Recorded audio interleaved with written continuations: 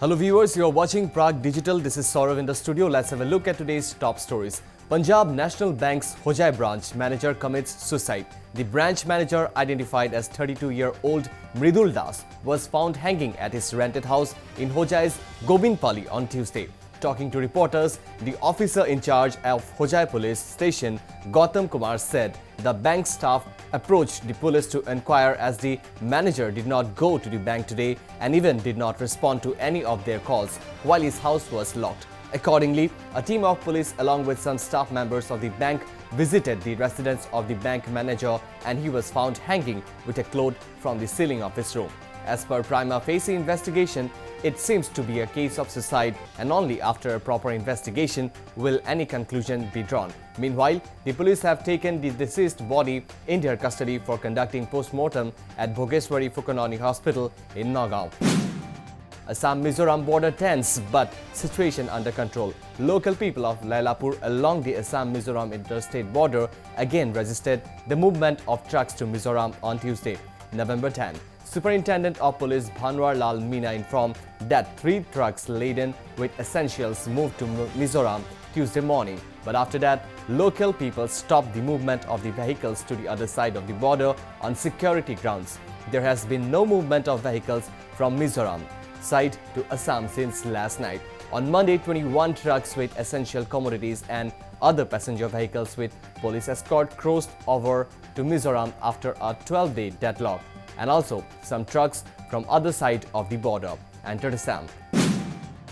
The NDA has emerged victorious in the tightly contested Bihar Assembly election after a day packed with suspense over the outcome. The BJP-JDU-led alliance crossed the majority mark with 125 seats late at night on Tuesday, while the BJP secured 74 seats on its own, with its partner JDU's tally was restricted to 43. Other alliance partners like the Hindustani Awami Morcha and the Vikashshil Insan Party helped the NDA cross the magic number of 122 seats.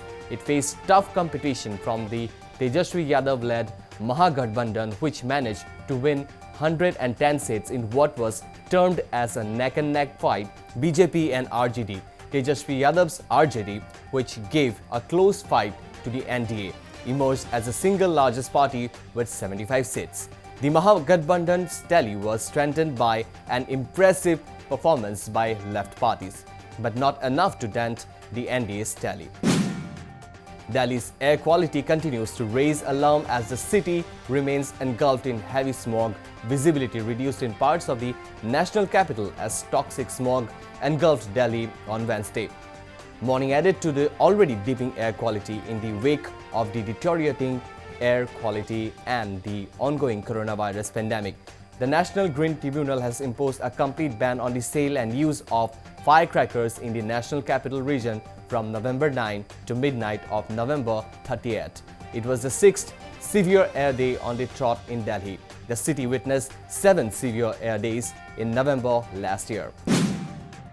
Now let's have a look at international news. Donald Trump refuses to concede elections loss as he blocks Joe Biden.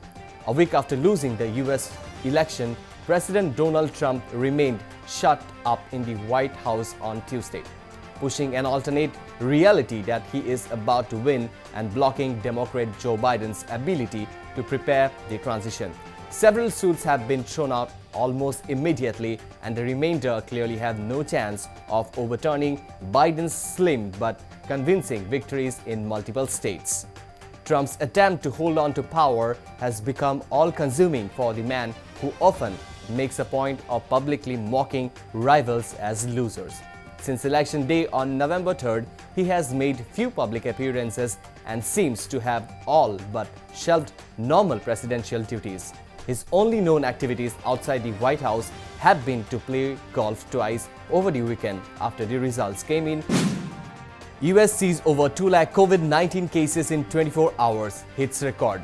Hospitalizations amid virus surge. The United States on Tuesday exceeded its previous daily record of new COVID-19 cases, adding 2,01,961 cases in just 24 hours. According to the tally compiled by Johns Hopkins University, the high number partly due to data over the weekend took total cases in the US to 10,230,000.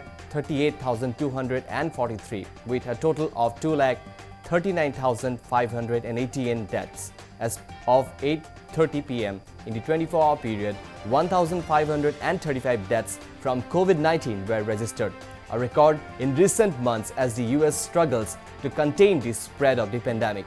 The US also hit a record number of coronavirus hospitalizations and surpassed 1 million new confirmed cases in just the first 10 days of November, amid a nationwide surge of infections. The new wave appears bigger and more widespread than the surges that happened in the spring and summer, and threatens to be worse. But experts say there are also reasons to think the nation is better able to deal with the virus this time around. Now let's have a look at the sports news. Mumbai Indians beat Delhi Capitals in the final match of the Indian Premier League. It was a big day for Mumbai Indians as Rohit Sharma's team defeated Delhi Capitals in the final match of the Indian Premier League in Dubai on Tuesday. The marquee event was delayed by almost 6 months due to the coronavirus pandemic and finally kicked off on September 19. After 53 days of thrilling encounters, Mumbai Indians have won their record-extending 5th IPL title, and Twitter is abuzz singing praises for the Rohit Sharma-led team. Rohit Sharma hit 68 while Trent Boult shone with the ball for Mumbai-based franchisee in the finals. This is the 5th time that Mumbai Indians have won the Indian Premier League title. 3 Olympiacos players face fines for partying during coronavirus lockdown. Greek soccer club Olympiacos will be fined 3 of its players for attending a hotel party in defiance of a nationwide lockdown, the team said on Monday. The club said Ruben Semedo, Lazar Randalovic and Bruno Philippe would be fined the maximum amount under Olympiacos regulations and that the money would be donated to the state-run health service.